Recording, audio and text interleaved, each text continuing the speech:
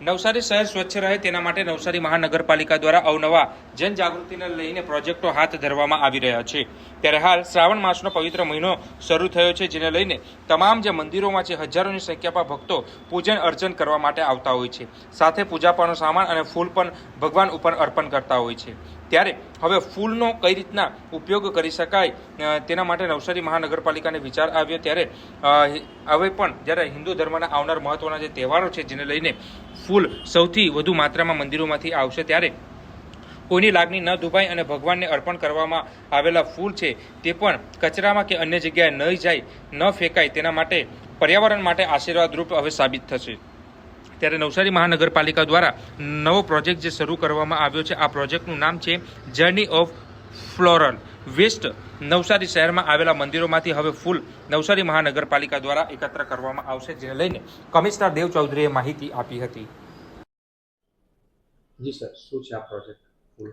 નવસારી મહાનગરપાલિકાએ અત્યારે જે છે પવિત્ર શ્રાવણ માસ નિમિત્તે ધ્યાને રાખીને આગળ પણ જે છે ભવિષ્યમાં પણ કેવી રીતે કે ભગવાન શ્રીને જે ફૂલ અર્પણ કરીએ છીએ આનાથી પણ જે છે સારા પ્રોડક્ટ બનાવીને એકદમ જે છે ઓછી કિંમત ઉપર જે છે નાગરિકોને અવેલેબલ થઈ જાય, જેનાથી રોજગાર પણ સર્જન થાય, એ બધા હેતુ ધ્યાનમાં રાખીને અત્યારે જે છે પ્રોજેક્ટ ચાલુ કર્યો છે।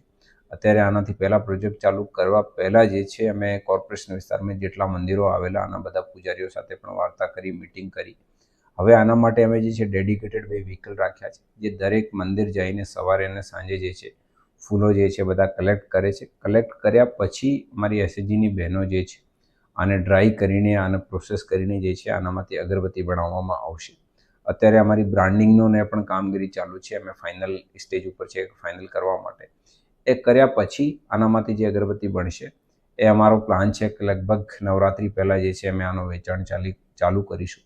લોકોને એકદમ ઓછી રેટ ઉપર મળે, ખૂબ જ સારો પ્રોડક્ટ મળે, અને જે છે કે જે ફૂલ અર્પણ કર્યા પછી પણ જે છે આનો કેવી રીતે એક પોઝિટિવ વેમાં ઉપયોગ થઈ શકે છે, એ બધા હેતુથી અમે જે છે પ્રોજેક્ટ પ્રારંભ કર્યો છે।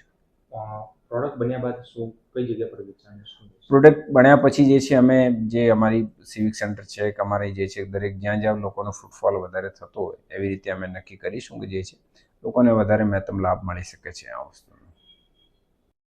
ત્યારે શહેર સ્વચ્છ રહે અને જે ફૂલોનો પણ ફરી એકવાર જે લોકો માટે અને પર્યાવરણ માટે જે એક આશીર્વાદરૂપ સાબિત થશે, તેના માટે નવસારી મહાનગરપાલિકા દ્વારા આ પહેલ કરવામાં આવી છે, જેને લઈને નવસારી શહેરમાં આવેલા તમામ મંદિરોના જે પૂજારી છે તેમણે નવસારી મહાનગરપાલિકાનો આભાર વ્યક્ત કર્યો હતો અને આવનાર દિવસોમાં આવા લોક ઉપયોગી, લોકો માટે સારા એવા પ્રોજેક્ટોનું આયોજન થાય તેવી અપીલ પણ કરી હતી।